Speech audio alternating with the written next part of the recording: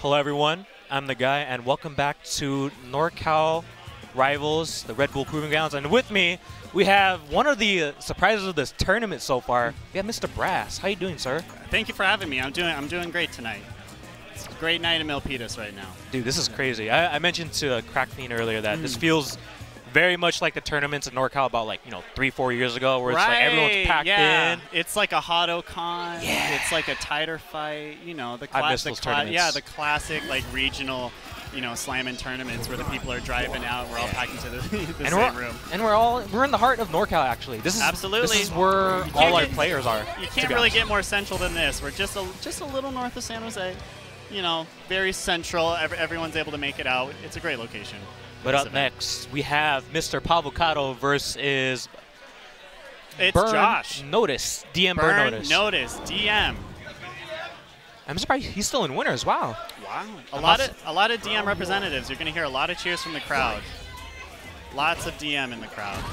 Yeah, DM is one of the, I guess, kindly the degenerates of NorCal. The respectful degenerates. The respectful degenerates. But so far, Pavo making way for him in this matchup, but getting thrown into the corner is one really easy way for it to just swing entirely back, especially, it's Laura Mika, and even though Laura's a little higher in the tiers, Mika is that same kind of character that will just run you over if they get the chance. Mika was the old guard in previous season, and a lot of people are saying Laura's the new Mika. I don't think that's quite true, but Laura is so deadly in Season 2.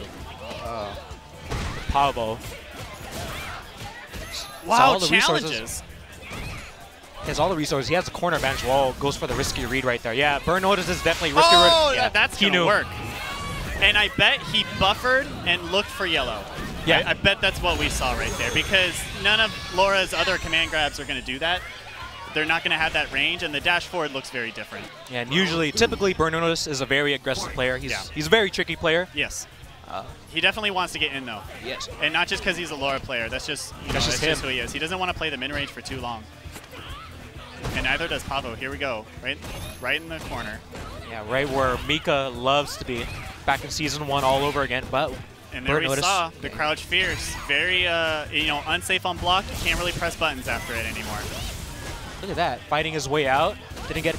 Whoa, okay. They confirm off of the counter hit short, and now we're one mix-up away from a stun. That's the positive one. I wonder if that was guaranteed V reversal in that situation right there. Because if that's true, you should just always use it. Oh, no! Good hit confirm. Stand strong, EX Peach. Laura's V-Charge just ran out. Oh, what was... I wonder what he was looking for. One more should be able to take it. What is it going to be? Command grab? Oh, never mind. Tick grab. Oh, okay. We're still in it. Oh, no, frame trap, but that would have been the end of the round if that hadn't worked out. In terms of that EX shoulder, Josh is the type of player to just take a guess on that.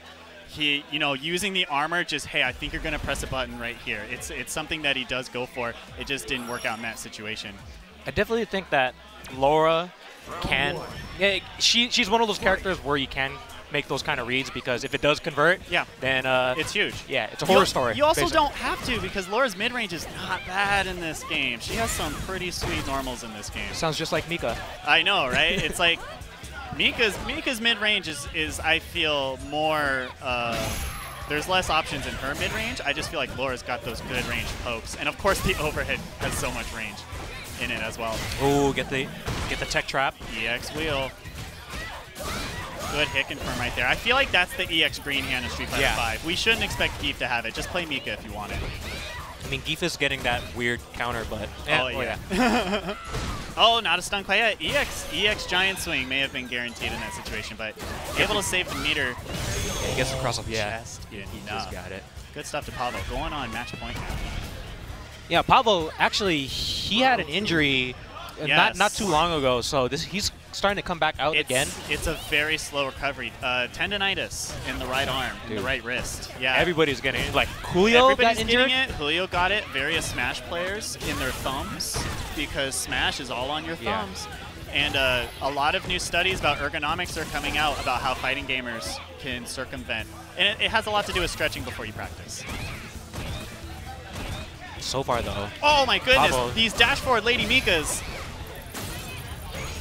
Just beat him. Is that gonna work? What? That was sick! So it was like counter hit medium into V-skill dash, and the super could still link and had the range. That's what amazed me was that the range. button's ridiculous. Uh-oh, we're in the corner. Season 1 Mika, activate. There Cross it is. up. There it is. Oh, and he reset that last time. Just, what is it going to be? Oh, the crouch counter. short.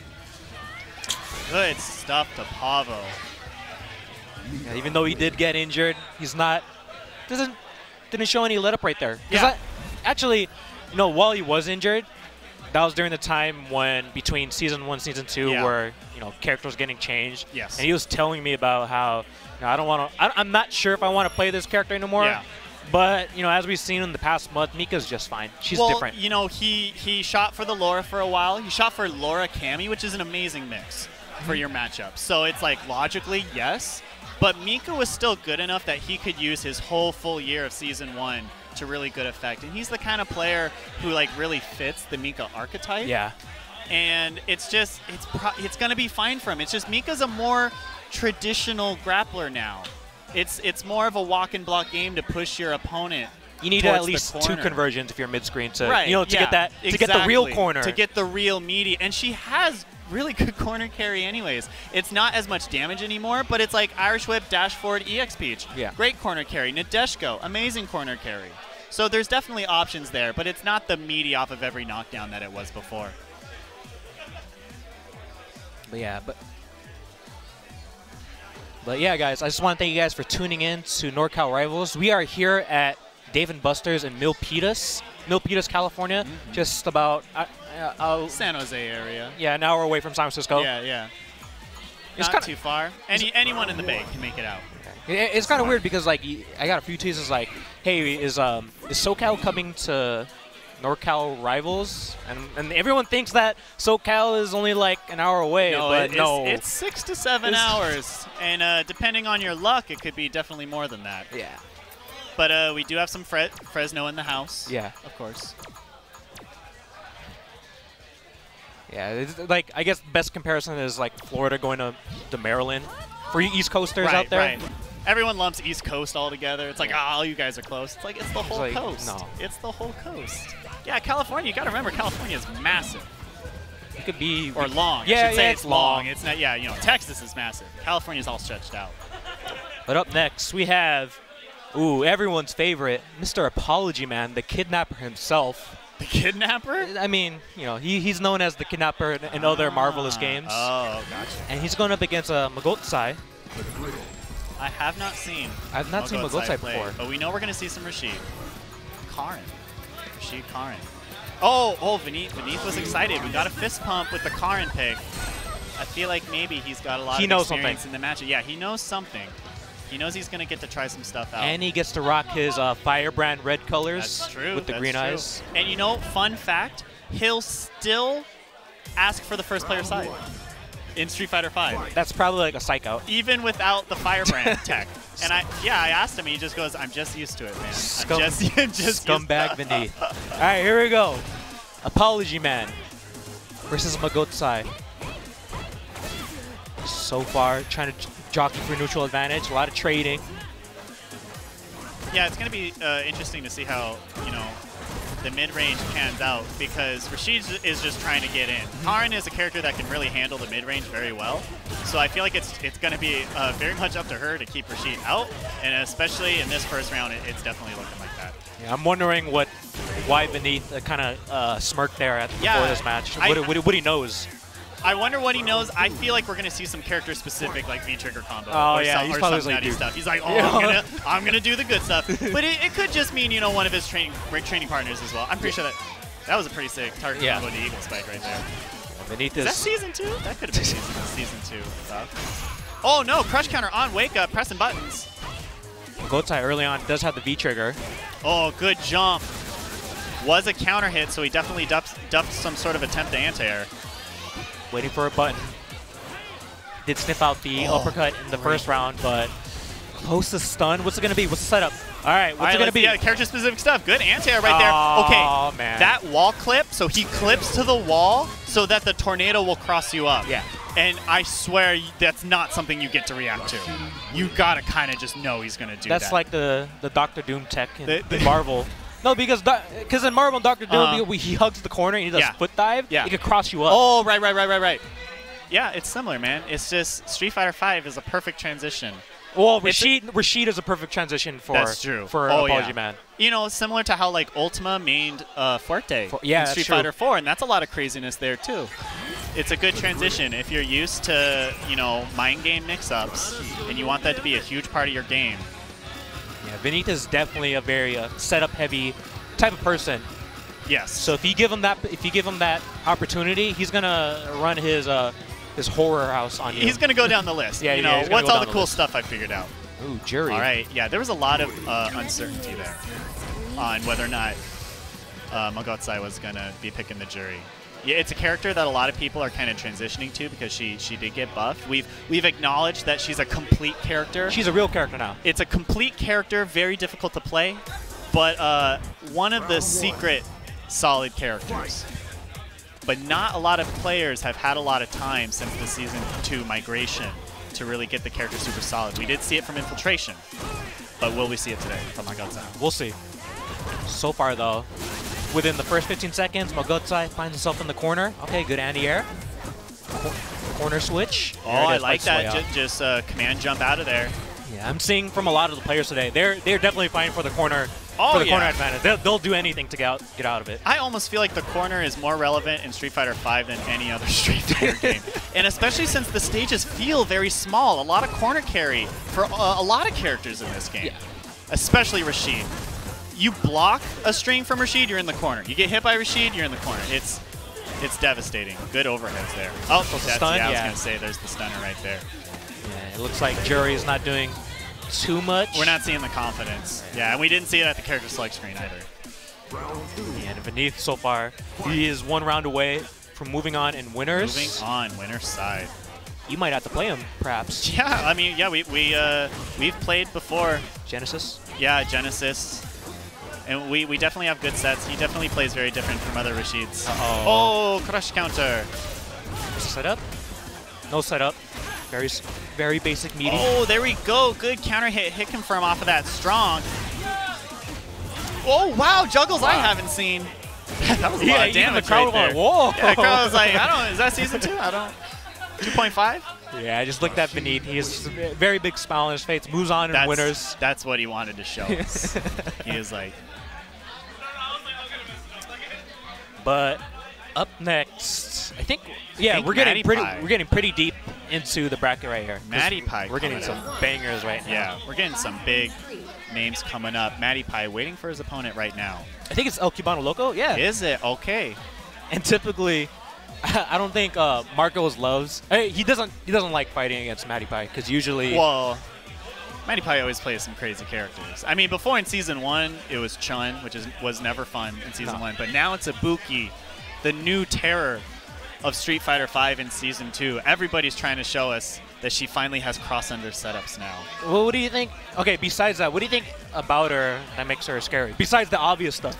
You know, that makes her the bomb scary? setups I mean, you know, there's a handful of characters in this game that, like, don't have the best mid-range, don't really even have the best pressure game, but they have, like, the best V-trigger.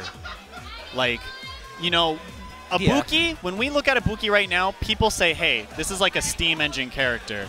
Like, when you run out of steam, you run out of steam. So it's like, Ibuki kind of struggles early in the round, but if the V-trigger works out, we've seen comeback after comeback after comeback, but when that V-trigger runs out, we're back to, it's kind of like Hakan almost.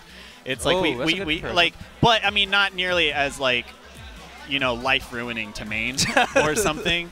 But and you know, people are gonna get better at using Ibuki's mid-range, but that's kind of like her chip in the armor right now. Is that she kind of like has to set everything up, but once around, she does just get to spend that meter on that trigger. And we know that there's like some future version of Street Fighter V where they're gonna nerf the explosion on it because those hidden mix-ups.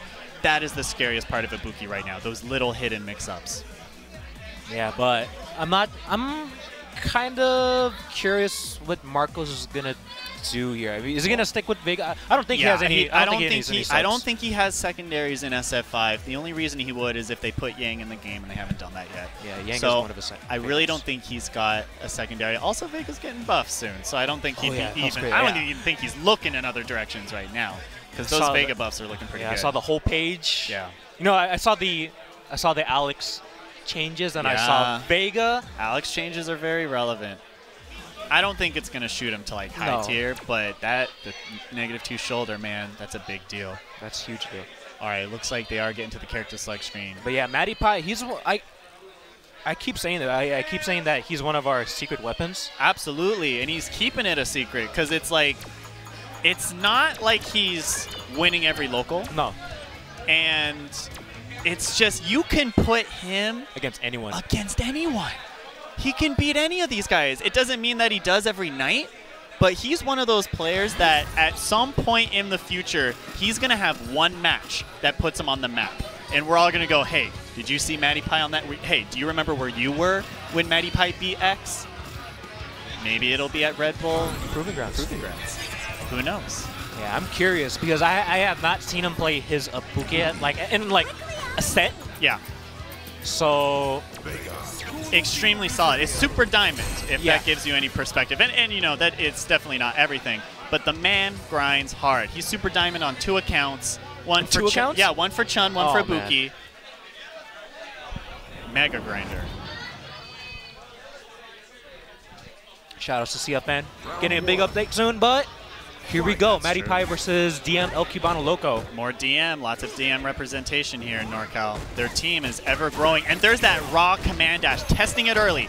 He's saying, hey, Marcos, can you jab this? Yeah, can you jab it? Yeah, that's the answer. People freeze up when they see that. It's, don't overcomplicate the situation. Have it in the back of your head and jab it. That could have been jabbed as well. So there's very few setups where command dash is positive and where it's actually a frame trap. And I don't know those setups. Ooh. So, oh, loops.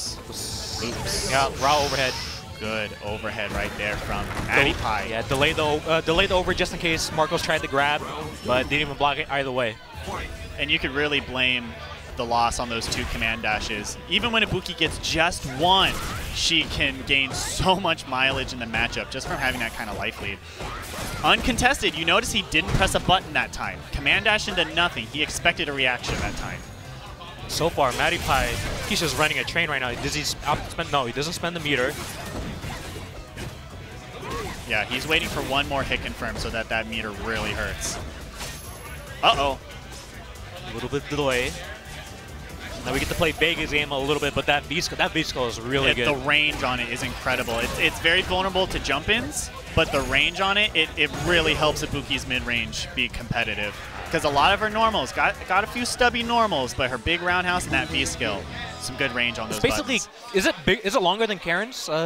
Karin's V-skill? Oh, I wonder. So here's the thing. The animation is deceptive. The hitbox is way bigger than the animation. So it could be, but Karin does really take a huge step in her lunge punch. So something we've got to have to test out. But they're very comparable with each other. Just like that, Matty Pie is up 1-0. Yeah, very quick set. Historically, Matty Pie has owned El Cubano Loco, and he's shown it so far back in the corner. Oh, I mean, these two have been playing for years. A lot of Street Fighter 4 history between the two. Oh, and there's the throw bait with the overhead. Tricky stuff.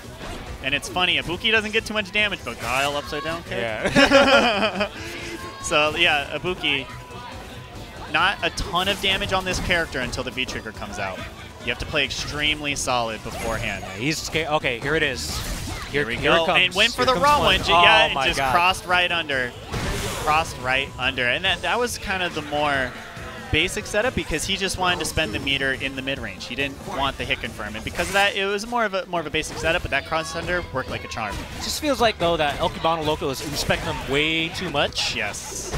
I mean, obviously, if you play someone long enough, you kind of respect them, but you have to show Matty Pie that you can't do this to me. Yeah, Matty Pie's gone uncontested, and all of these command dashes have gone uncontested as well. It's in the corner. Oh, try to go for the big read right there. All right, here we go. Vega does that V-trigger. And Vega does have some mix-ups in this game. But not out just yet. Matty Pie gets to play. He has two bombs on deck. Yep. And we're going to see one of them soon, if anything. We know Matty Pie will pop it in the mid-range if he has to. And gets thrown for his troubles. That was really smart for Marcos, because if he went straight into the command dash, he would have gotten thrown as well. Yeah. So he just went like, hey, the only way you're getting rid of this throw is if you press a button or no, I'm going to do it. Opt to go to Clawless right away. That's how a lot of Vega players play a lot of Vega's matchups, is Brawler mode, Clawless. It's probably going to change in the next patch, though. That's what they want. Yeah, they want it. They want to keep making the Claude version better, and I feel like that's the way to go. It's very underutilized. So far, it's not looking too good for El Cubano Loco, slowly finding his way out. He has a full stick of meter. V-skill with punishing that strong. Yeah. We saw Matty Pie content to jump away from the EX claws off the wall. Okay. He's significantly down. Like, he needs to put in a lot of work right here. Free jump in for Marcos. Doesn't turn into anything. Uncontested command dash. And that's going to seal the deal right there. Just like that. Blame it on the command dash. It's tough. Visually, it's a tough reaction, but frame-wise, Ibuki has quite a bit of recovery on it. Yeah, just so... Because you saw in that last one, it was like the command dash, and it almost looked like a frame trap. Yeah. Because it's command dash, recovery frames, now my jab comes out. And people react late, counter hit themselves. But if you're ready for it, that jab will take care of it. Man, you gotta... I know people don't really like to mash. They don't like to claim themselves as mashers, but you have to. Yeah. You have to fight your way out. And it's, you see that, you have the anticipation in the back of your head, and then you see it, press it as fast as you need to. Because your main hit confirm is going to be jab, jab, special. Yeah. So there's no problem with that. Even if you mash it out, if you see one jab hit, you know the next one's going to hit. So you can still visually hit confirm off of that. There's no more crouch tech, so just jab mash. True, yeah. Just jab mash. It's okay. And we're tagging in Kelvin John. And Andy G. Ooh. Andy G. Now, okay, so Andy G is funny because literally every single tournament... He can't pick a character. He's kind of like mini Long and mini LPN in the sense that he changes. Is the mini LPN, yeah. Like, so last every DLC character. Every DLC character. Is it every DLC character? Oh, yeah, because it was Urian, and then it was Akuma and now it's Colleen. Yeah. Because Jury was before Urian, yeah? Yes. Yeah, so he's just done it in a row. Wait, who is picking Ibuki? Oh, no, Kelvin has an Ibuki. I did not know this. Yeah, I didn't know he still had an Ibuki, but end of season 1, he had an Ibuki and was experimenting a lot. I wonder if he switched to Ibuki because maybe Andy, coming from a Marvel background, has those reactions to the shoulders with the Colleen's counters. So probably he's switching to Ibuki to kind of change up the pace a bit. Willing to play that neutral.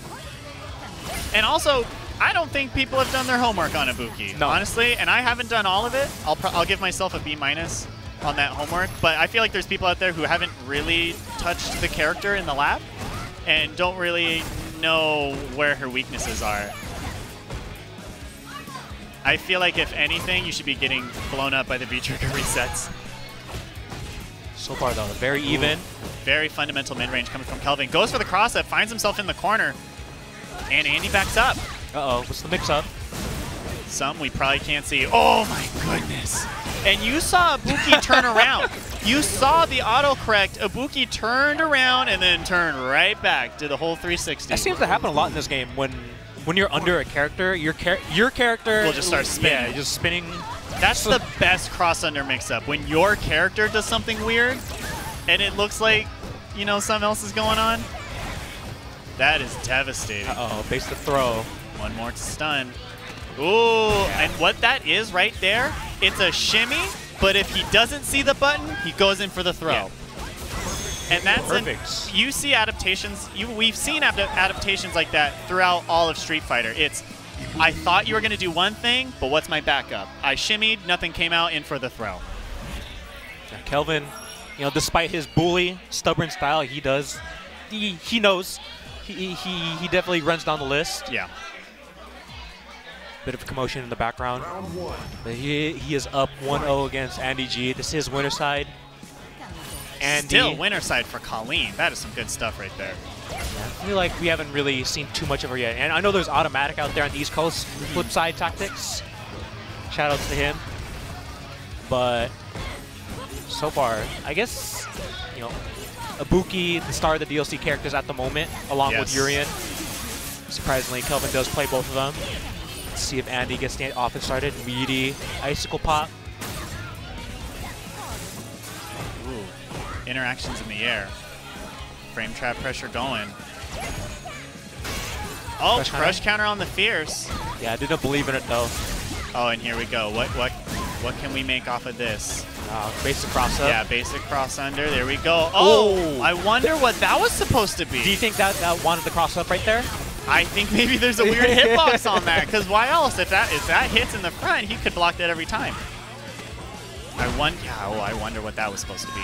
That could have been a cross. I think that was a cross up. Oh, wow, he triggered, but he was able to block in time.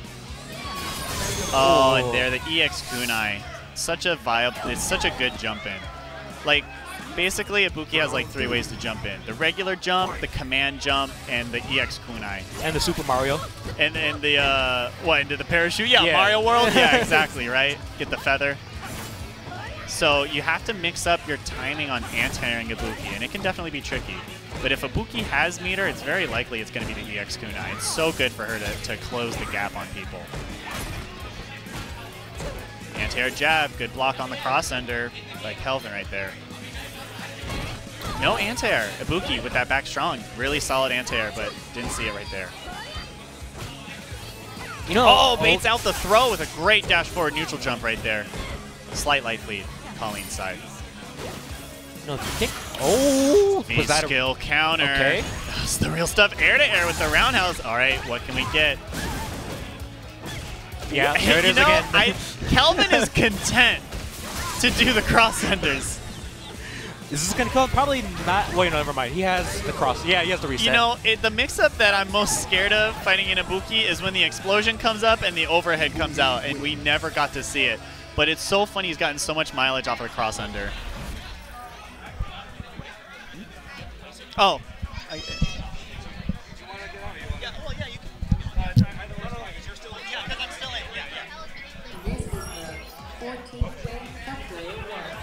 All right, good luck, Eric. Good luck, Brass. Welcome back, Anthony. Hello, hello. That was the much-needed break that I needed. That set was nasty. Got baited on so many things.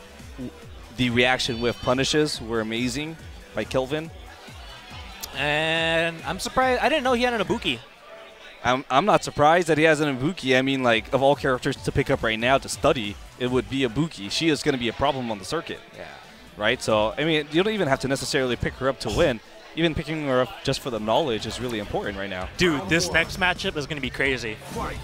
I was talking to Ultima about this matchup just now. He was asking me, he asked me for these exact words, what do you think? And I'm like, what do you mean, what do I think? He's like, what should the approach be? I'm not going to tell you guys what I said, but it's going to be a mirror match. It'll be a Rashid mirror match. And it's going to be between 2 people who share tech with each other quite a bit. Yep. A Marvel player versus an El Fuerte player. Yep.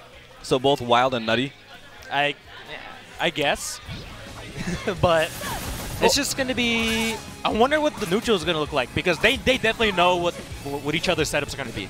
Yeah, but they'll know the tells. The story of the match is going to be interesting, right? Because even though they might be sharing tech, they don't necessarily train with each other per se, right? They play online. A lot or a little bit? Quite a bit. Well, and going into this match, though, you think they're going to actually play the same way that it's going to be online, right? Like, it's the story changes in tournament versus how you play in practice. So, do you think whoever... I think that whichever player can cause the other player to hesitate just a little bit more would be the most successful. If they can cause another player to hesitate and hesitate consistently, that I think is the key to victory here. I just want to see who goes crazy first. I'm gonna bet Vineeth. Vineeth? I think Vineeth is gonna go crazy first. But I mean, I'm just guessing, right? Oh, what? No, you don't have any. You don't. Also, yeah, even Vineeth is like, what are you doing? What? He's just trolling. Okay, yeah. He's just trolling. You know he's not doing that. Yeah, and Vineeth with his patented Firebrand red color, Ultima in the black Rashid. It'll be interesting. I think this is going to be an explosive match. I just want to see what happens when it's going to be rather turbulent. Yeah, right? All right, round 1. Yeah? Here we go. Ultima. Yeah, pretty turbulent. Shut up. Apology Man versus Ultima. Get bodied. The title of Norcal Rashid is on the line. So far. It's a bit of a trade from both players, both sides. Although Ultima has the corner, this is where Rashid works his game. Uses the V reversal to get out. Ultima does have V-trigger, but he is in the corner. He has to fight his way out. I wonder how Benitez. Oh, yeah, okay. Presses buttons, fight, stops That the stun pressure. bar goes down, so he's not going to get stunned. But Ultima's got to figure her way out here. Wow. Oh, was that? Uh-oh. Uh-oh. That's going to be a lot of damage. Anti-air. Standing medium punch, anti-air, Oh, and then that's the a punish with the forward medium punch. And then the crowd going wild in the back, talking some shit. Talking a lot. Is this PG-13 or? Rated R. All right. Rated R. I Here got we go. the approval. All right, here we go. All right, Beneath, mess him up. But he's over. He might just get stunned, fighting his way out. He does have V-trigger. Probably not going to pop it raw. He's going to look for a knockdown into V-trigger. Apology Man with a really nice anti-air. And that's just going to neutralize each other. Oh my goodness. He probably expected. And that's going to be super. Is it going to kill? I'm not sure. There's only 2 hits, so not very much gonna scaling. Kill. No. Oh, No! Well, just barely. The magic pixel and fakes the cross-up. That shit is dirty. He fakes the cross-up because every Rashid goes for a goddamn cross-up with a medium kick. But he said, you know what? I'm going to gimmick the hell out of you. I'm going to dive kick you. Yeah, and it's crazy unsafe on block. Just go crazy, guys. This is Ultimar. Ultimar versus Apology Man. You're just calling that from now on? Oh my god, the crowd is going crazy right now in the background. They're yelling obscenities, putting bets on the line. A bit above obscenities at this point. They're going nuts. Apology Man does have V-trigger. He's definitely looking for a knockdown. Could confirm. Corner carry. What's the mix-up? Oh, mistimes the overhead. He's got to be careful. Benitez got to run for his life. He's going to probably get some chip. Oh, yeah, he was ready. The classic. He was, yeah, dude, he saw the whole thing coming. I mean, as a Rashid player, you have to be able to anticipate all the mix-ups. At that point, he couldn't get over the tornado for a cross-up, front and back mix-up. He had the life lead. He knew Benitez was going in. Why not mash it? Yep. And here it is, Ultima looking really to strong. To 4-0 Apology Man, actually. Yeah. Oh, nice jump right there. Apology Man escapes the stun. That could help extend the match a little bit. Oh, twice now he's done that. Ultima's shimmy is not doing any work. Just say throw bait. You just really hate that word, don't you? I hate it. Shimmy, shimmy, shimmy, shimmy, shimmy. Turbulent wind. All right, Beneath. One more mix-up, but let's see if Ultima gets a read. Do you think he's going to look for some sort of crazy read into Super? Okay. I don't think so. Apology Man really trying to avoid any of the throw baits. Uh-oh. Does that make you happier? Makes me a lot happier. Okay, uh-oh. Cool. Yeah, very smart. Oh, no! I actually thought that Ultima might have actually tried to go for the super right there, got an execution error, and then the autocorrect fear spinning mixer. Oh, my goodness. Benito was very smart that at the end he knew the V-trigger was going to dissipate, so he got off the wall, was able to get the opportunity. He gets a chance to tie it up, but he finds himself in the corner. Oh, that's not going to work. No, that's -5? Something like that. At least -4. So that Fierce is not going to connect as a punish. Uh-oh. Apology Man. Down the round. Yeah, right there. Can he get the punish? This is very bad. Fighting his way out. Does have V-trigger. Wow, just hitting each other. If he uses V-trigger, that's just going to cancel it out, and Ultima's going to have to lead. And the crowd goes wild. Oh, with anti-air. He has no meter now. Ultima has all the meter in the world. Punish.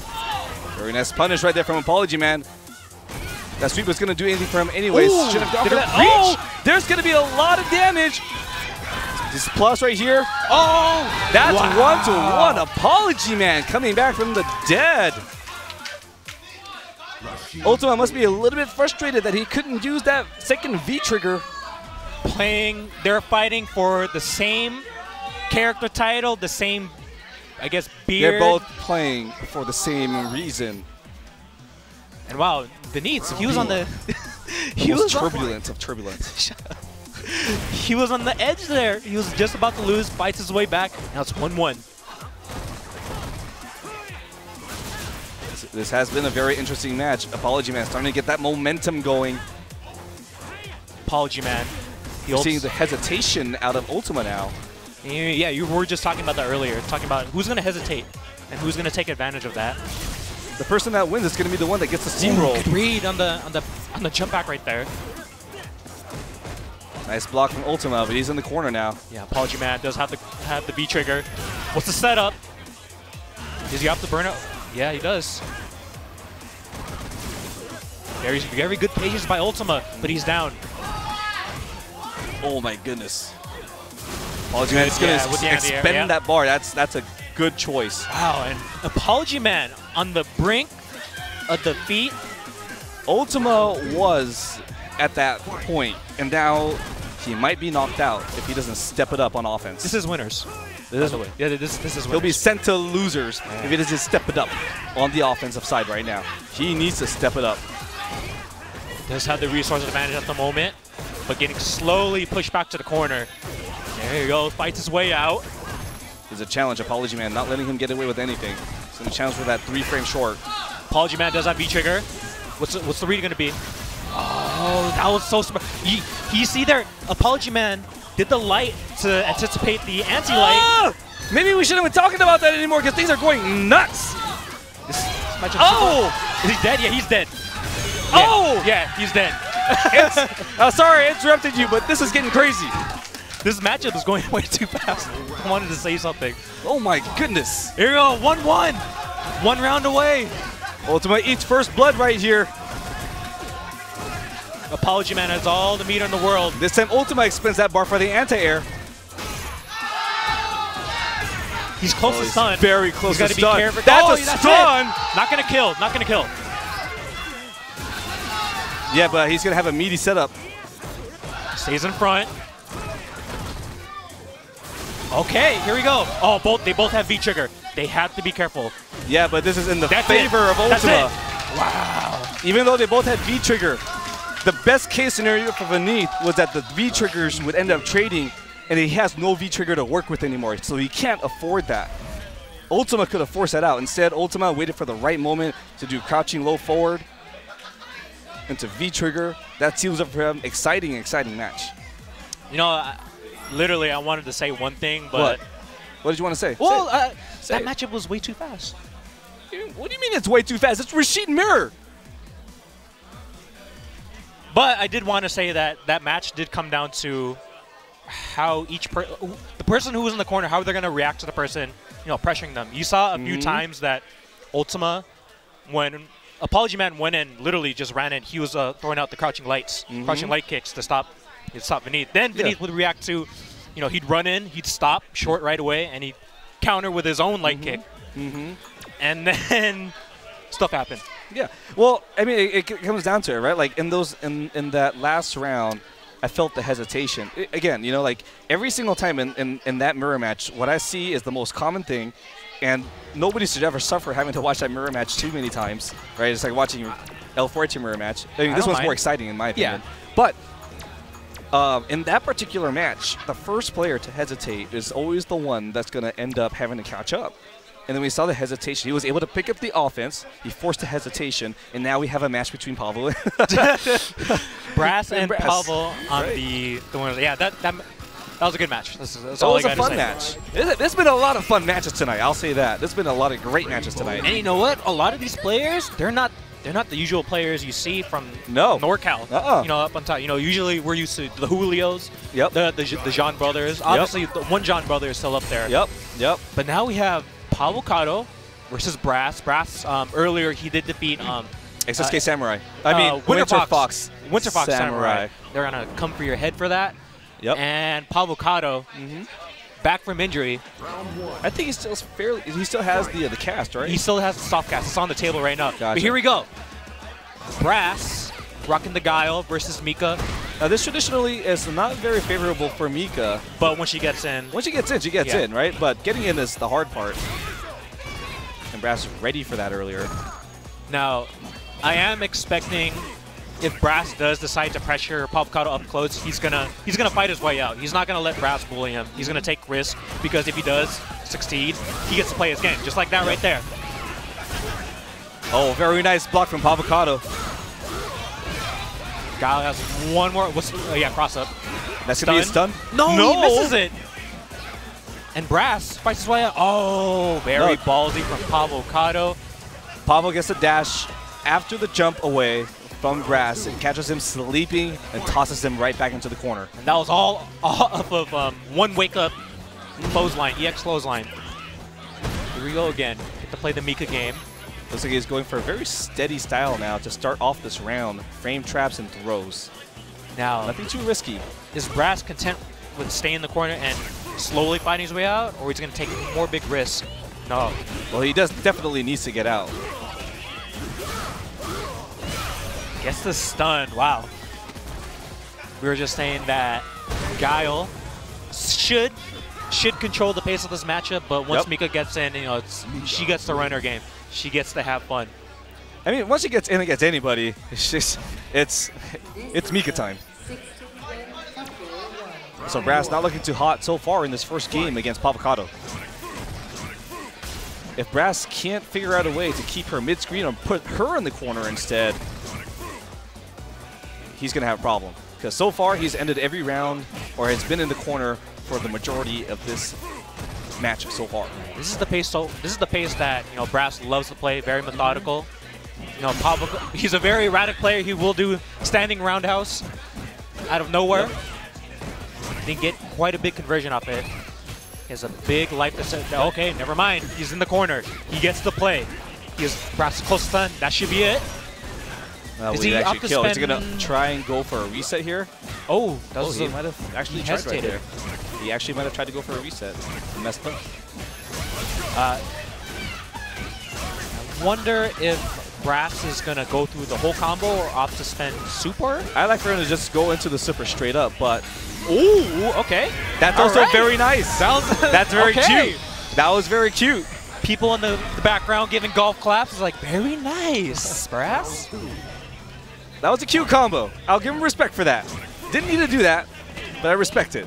But now Pablo has a full, he has the corner and he has a full CA for himself. Yeah, he's only spent one bar. Hit. Oh, wow. Oh. He's going for the tick grab right there. And luckily, Brass took the hit, didn't get grabbed. Yeah, and he missed an opportunity to finish that combo and get another sequence. Instead, he's going to opt to go for a fireball game.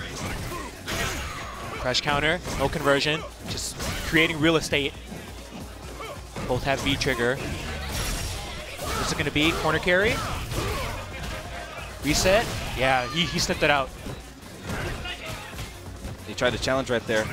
Oh! Not the best challenge at that point. You're -2 after the forward roundhouse. Pavo recognizing that. Presses jab. So far. Just double dash into his face and puts him in the corner already. Pavo with the erratic, spontaneous decisions, paying off dividends for him. And not paying out so much for Brass. He finds himself in the corner. Almost. Yeah, he's stunned. He might. No, he's not gonna kill. He might actually kill right now with the full combo. All right, never mind. Wow. It's been a while, man. It has been a while. It has been a while. Hasn't it, Kevin? Yes. I don't think we really need to summarize that, right? Mika got in, put him into the corner. Whenever Brass tried to escape, got punished pretty hard for it. I think it's the best way to summarize it. Like I said before, we said that Guile should control the tempo of that matchup, but I think just player-wise, Pavo is such a crafty person. If he knows your tells, he's gonna throw a wrench in there. He knows how Brass plays. I think he's very crafty in terms of, like, again, going back to what I was talking about, player hesitation, right? Like, as soon as you have hesitation, what happens is you have delayed reactions, right? Because you're looking to try and be defensive, so to speak, right? But because of that, when you press a button late, I mean, he could just dash up and just whoop. Get the commit. Yeah. You can't hesitate in this game because once you hesitate, you're going to eat a lot of damage. Yeah. But I just want to thank you guys for tuning in to Norcal Rivals, Red Bull's Proving Ground event. And I think We're going to an ad, I think. we're going to. We'll see you guys soon.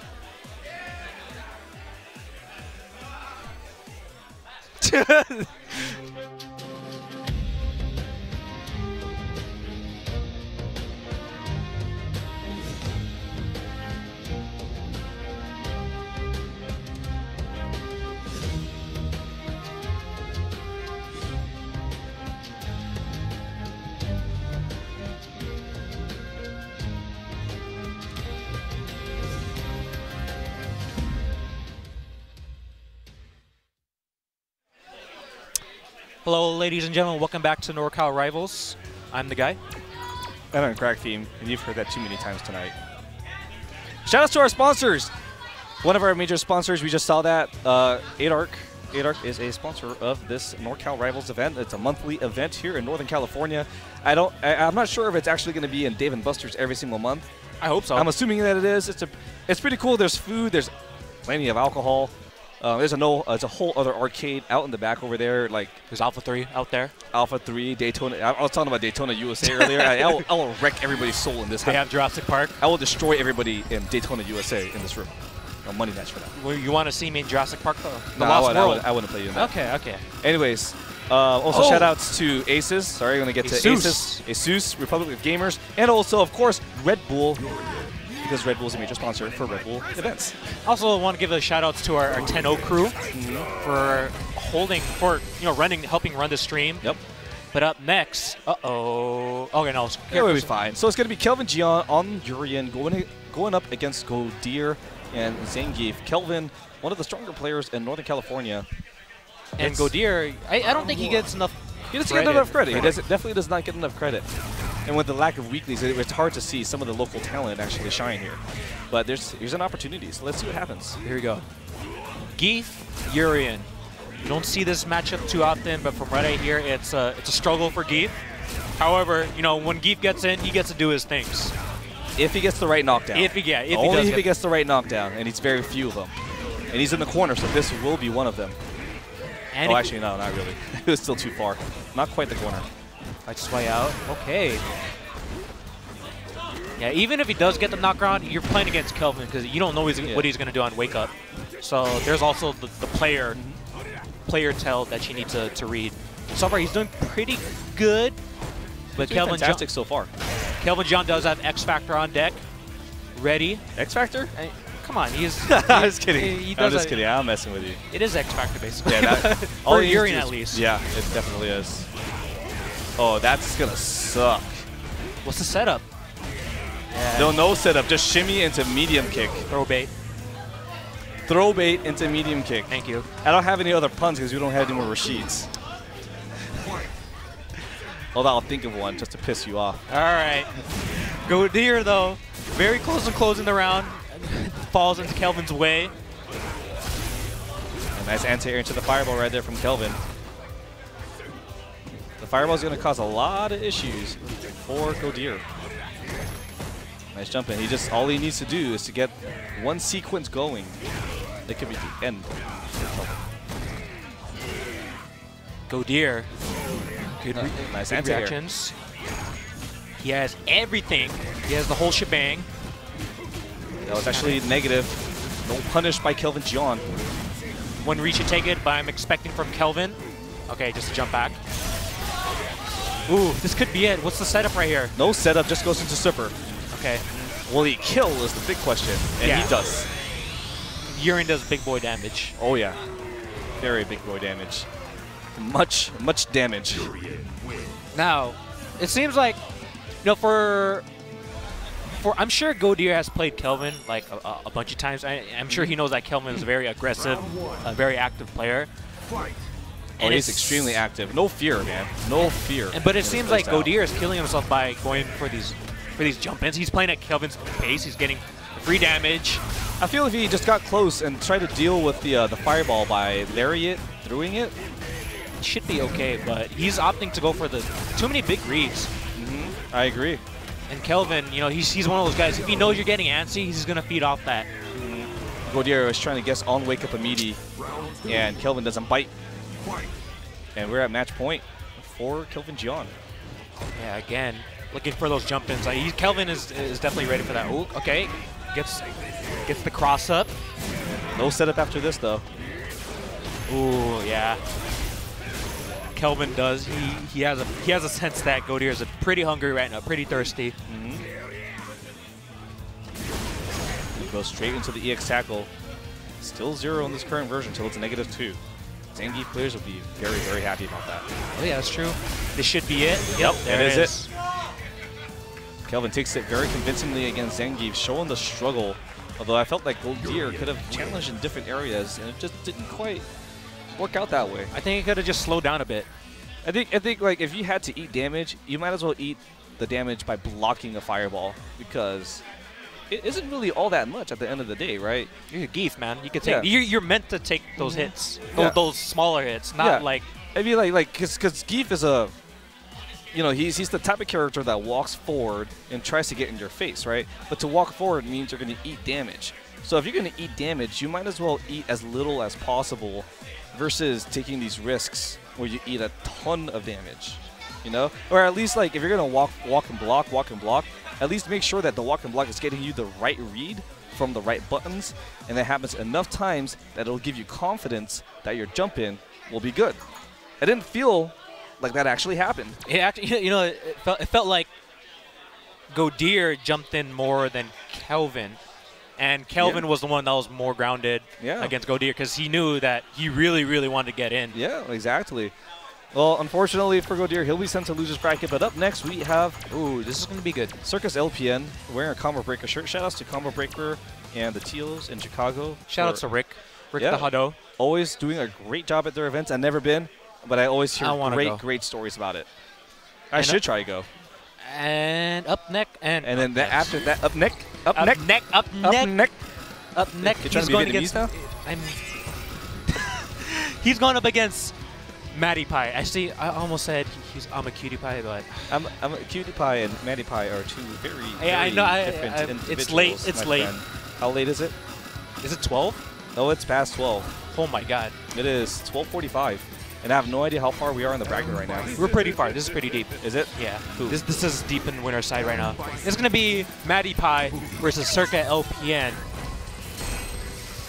Yeah, so we're going to see Bison out of LPN. I am not sure how this matchup really goes, to be honest.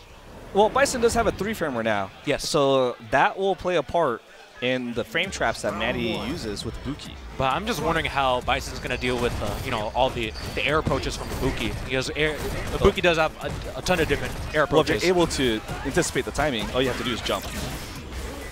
Because all you have to do is try to avoid, if you can anticipate the timing, avoid the EX kunais. LPN's not going to do that. He's going to try and pressure. Going for the throw bait. What's the setup? Finds himself in the corner. He does have a significant life advantage. What's the mix-up? Just not a mix-up. Just dashes right through his Bison's dash. It makes it really, really tricky to try and anticipate the dash and punish, because time it just a little bit too early, and you see what just happened. It went right through. A little bit of invul frames there. Yeah. It's very, very tiny. Matty trying to get that offense started right here. He got nothing going in the first round. Wow, just raw. Just believed in the sweep from Bison. One of the big things in this matchup is how LPN's going to react to the raw teleport or the raw command dash from Ibuki. And so far, Matty doing a much better job in this round so far. That's a nice conversion. After the throw, and if you press this medium kick immediately, that's a true frame trap against 3-framers.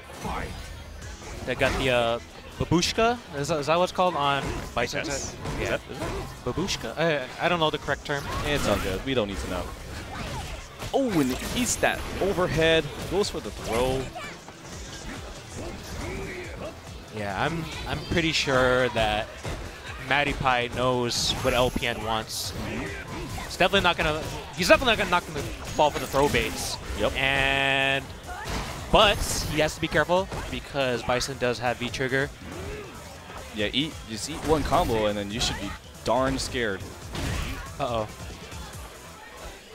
LPN very down in health right now. Oh, that's a big combo, though. Does he go for the reset? No, he goes for the... Oh, my God, yeah. Doesn't need to go for the reset. He's just going to get the stun. Dead. And Bison putting in That's the dangerous thing about Bison, though. Like, that's all he needs. He needs just one. And then, like, when you don't read the dash correctly and you don't react to it correctly, which... I mean, this is literally day one mix-ups with Bison, right? And that's not a problem, right? You should be prepared for that. But it doesn't look like he's prepared for that right now. It's kind of like the same thing with the Buki. Is like, you know, if you know she's going to command dash, why not try and challenge it? Because you do have a small frame that you have the advantage. Yeah. And if you're not going to challenge it, they're just going to do it all day. And people forget, you know, just because day one mix-ups doesn't work mid-season because people are getting used to it, doesn't mean that it doesn't work later because people forgot. People forgot. And we're seeing that very clearly here. It's the volatile loop. It's a cycle of life, my man. And that's going to be a V-trigger. Oh, my goodness. Just like what we're talking about. With the Slayer mix-up, gets them with big boy damage. Oh, just not prepared. Just not prepared to deal with that mix-up. And it looks like it's going to be a pretty clean 2-0 unless Matty Pie... Matty Pie still has the skill sets to make it happen. It's just not looking very good.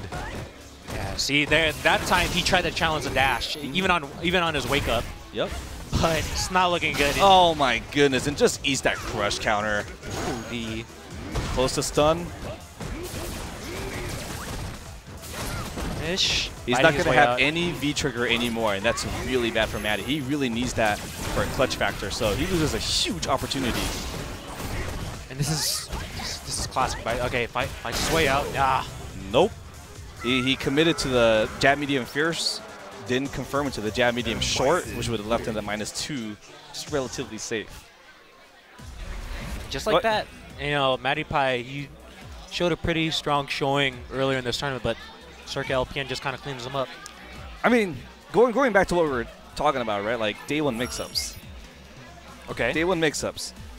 You said that any character, literally any character that has day one mix-ups, even Rashid that we saw earlier doing day one mix-ups, putting it into the effect in this tournament and adding it with some of the newer technology, right? When you forget about those mix-ups and you're not prepared, you're just not going to be able to defend against it because you're not prepared. Because you forgot about it, because you